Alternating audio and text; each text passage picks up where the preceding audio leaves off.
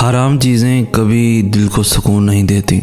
ये वक्ती खुशी तो देती हैं मगर ज़मीर और नफ्स के दरमियान एक जंग छेड़ देती हैं जो मुसलसल मलामत करता है। और जिस लम्हे नफ्स की बात ठीक लगने लगे तो समझ जाएं आजमाइश शुरू हो गई।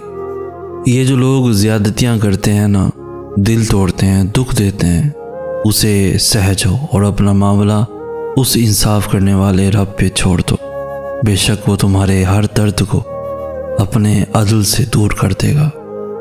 जब अल्लाह ताला किसी बंदे से भलाई का इरादा करते हैं तो उसे ऐसा बना देते हैं कि वो अपने गुनाहों का एतराफ़ करता है, दूसरों के गुनाहों के मुतालिक बातें नहीं करता, अपने माल में सखावत करता है जो दूसरों के पास है, उससे बेरग़बती इख्तियार करता है और लोगों की तरफ से दी जाने वाली तकलीफ़ बर्दाश्त करता है। जिनके दिल की बात इस दुनिया में सुनने समझने वाला कोई नहीं होता, उनकी सब कही अनकही बातें इस दिल का मकीन सुनता है बड़े गौर, ध्यान और पूरे खलूस के साथ। और पता है मेरा रब जिस दिल में रहता है उसे दुनिया वालों से बात करने की हाजत ही नहीं रहती। मनफी सोच कुछ लोगों के DNA में शामिल होती है। आप उन्हें दुनिया की कोई बेहतरीन बात भी बता दें, वो इसमें से कोई ना कोई खामी ढूंढ निकालेंगे। ऐसे लोगों से कम से कम 1 मील का फासला रखें, क्योंकि मनफी सोच एक ऐसी कशिश रखती है जो कामयाबी, खुशी, सुकून और मस्बत सोच को अपने जहन्नुम की तरफ खींचने की भरपूर सलाहियत रखती है। वक्त हमेशा एक सा नहीं रहता, ये बहुत ही गैर महसूस तरीके से आपके चाहने वालों को बदल देता है और आपको हैरत ज़दा छोड़कर आगे बढ़ जाता है। आए अल्लाह, कोई चीज़ आसान नहीं मगर जिसको तू आसान कर दे, और तू गम को भी आसान कर देता है जब तू चाहे। तुम अल्लाह का असूल जानते हो, उसके लिए जो छोड़ दोगे वो उसे बेहतर अता करेगा। तुम निगाह छोड़ो, बदले में निगाह अता करेगा। वो तुम्हें बसीरत देगा, फ़हम व फ़रासत की निगाह अता करेगा और तुम्हारी फ़िरासत कभी ख़ता नहीं होगी।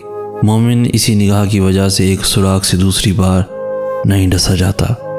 जो ताख़ीर रब की तरफ से हो वो हमेशा खैर लाती है।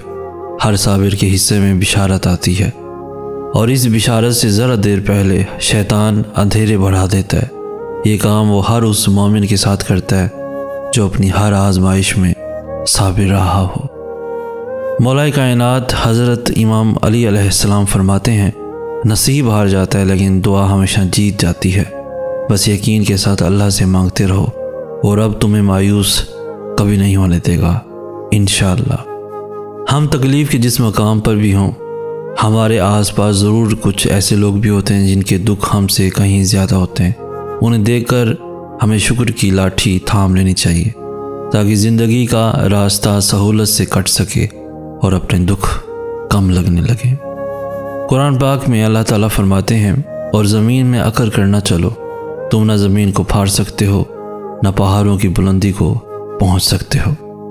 ज़ुबानों के पीछे मत चलो, कोई तुम्हें ऐसी कहानी नहीं सुनाएगा जिसमें वो खुद गद्दार हो। बाज़ दफ़ा खामोशी वजूद पर नहीं दिल में उतरती है, फिर उससे ज़्यादा मुकम्मल, खूबसूरत और बामायनी गुफ्तगू कोई और चीज़ नहीं कर सकती। और ये गुफ्तगू इंसान की सारी ज़िंदगी का हासिल होती है और इस गुफ्तगू के बाद एक दूसरे से कभी दोबारा कुछ कहना नहीं पड़ता, कुछ कहने की ज़रूरत ही नहीं पड़ती। हमें जो मिला अपना वही डसने में माहिर था। ना जाने कैसे लोगों को सहारे ठीक मिलते हैं। मोहब्बत के बड़े हमने अजब दस्तूर देखे हैं। मोहब्बत तो नहीं मिलती, खसारे ठीक मिलते हैं। दोस्त मिलते हैं, वो सब दोस्त उस वक्त तक दोस्त रहते हैं जब तक आप उनके काम आएंगे। इसके बाद कोई पलट कर भी नहीं देखेगा। पता है क्यों? क्योंकि दोस्ती मतलब का नाम है, या मतलब का नाम दोस्ती है। दोस्ती इसको कहते हैं जो बिन देखे बिन बताए अपने दोस्त की परवाह करे, सिर्फ उसके दिल को देखे।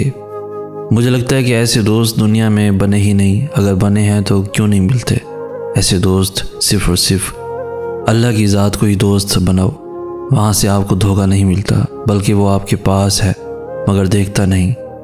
दोस्त बनकर मुश्किल वक्त में हमारा सहारा बनता है। दोस्ती के लायक सिर्फ और सिर्फ अल्लाह की ज़ात है और कोई भी नहीं। रिश्तों में पुख्तगी का ताल्लुक दूरी या गुर्बत नहीं है, एहसास से है। अगर एहसास है तो हम उसकी महक को कोसों दूर रहकर भी महसूस कर सकते हैं, और एहसास नहीं है तो एक छत तले बसने वाले भी एक दूसरे से गाफिल और बेनियाज रहते हैं। जो दूसरों को बेचैन कर देते हैं ना, फिर अल्लाह भी उन्हें सुकून नहीं देता। अल्लाह इंसाफ करने वाला रब है। अगर ज़िंदगी में आप कभी किसी ऐसे फेज़ से गुजरे हों तो सब अल्लाह पर छोड़ दिया करें। वो रब खूब अच्छे से जानता है कब, कहाँ, कैसे, क्या दिखाना है। अपनी सच्चाई को सिर्फ अपने रब को बताया करें। वो खुद ही हक और बातिल को अलग अलग करके रख देगा। कुछ फैसले अल्लाह पर छोड़ दिया करें, फिर रब को ही तय करने दें। सही और गलत, खरा और खोटा, अच्छा और बुरा। आपका रब आपसे बहुत मोहब्बत करता है। वो बेहतर फैसला करने वाला है। हर दिल में कुछ ना कुछ दर्द है, सिर्फ इजहार का तरीका मुख्तलिफ है। कोई इसे अपनी आंखों में छुपाता है तो कोई इसे अपनी मुस्कुराहट में छुपाता है। मुझे बहुत बुरा लगता है जब मेरी सोच पे शक किया जाए, मेरी ज़ुबान से निकले जाने वाले लफ्ज़ को झूठ समझा जाए, लेकिन मैं फिर ये सोचकर खामोश हो जाता हूँ कि मेरी सोच से मेरा रब तो वाकिफ़ है ना, वो मेरे दिल की हालत जानता है। फिर मुझे लोगों की परवाह करने की क्या ज़रूरत है। तुम मायूस कैसे हो सकते हो जबकि तुम बिल्कुल सही ट्रैक पर चल रहे हो। यही तो वो रास्ता है जो अल्लाह ने तुम्हारे लिए बनाया था, तुमको खुद तक लाने के लिए, तुम्हारे बेसुकूनी को सुकून में बदलने के लिए, तुम्हारे अधूरेपन को मुकम्मल करने के लिए। कुरान पाक में अल्लाह हमें बार बार उससे चीज़ें मांगने की याद दिलाता है, चाहे वो बड़ी चीज़ हो या छोटी। अल्लाह फरमाता है बस मांगो और मांगो, मैं तुम्हें दूंगा जो तुम मांगोगे। अल्लाह बहुत पसंद करता है जब हम उससे कोई इल्तिजा करते हैं, कोई फरमाइश करते हैं, उससे दुआएं करते हैं। लेकिन हम अक्सर अल्लाह को भूल जाते हैं। जब हम रंगीन और आर्जी दुनिया में खो जाते हैं, हम समझते हैं कि अल्लाह ने यही फ़ैसला हमारे लिए किया है, हमारी किस्मत पे यही लिखा है। इसलिए अल्लाह से कुछ भी कहने का, दुआ मांगने का कोई फ़ायदा नहीं, क्योंकि किस्मत में यही लिखा है। और ये भी कह देते हैं कि ये हकीकत कोई बदल नहीं सकता। हाँ, अल्लाह ने आपके लिए चीज़ें लिख दी हैं, और अल्लाह के इल्म और उसकी इजाज़त के बगैर दुनिया में कुछ भी नहीं हो सकता, एक पत्ता भी नहीं हिल सकता। लेकिन इसका मतलब ये नहीं है कि आप उससे तब्दीली के लिए नहीं पूछ सकते, या ये कह नहीं सकते दुआ की ताकत बेपनाह है, दुआ में इतनी ताकत है कि ये नसीब तक बदल सकती है। अल्लाह के लिए कुछ भी मुश्किल और नामुमकिन नहीं है।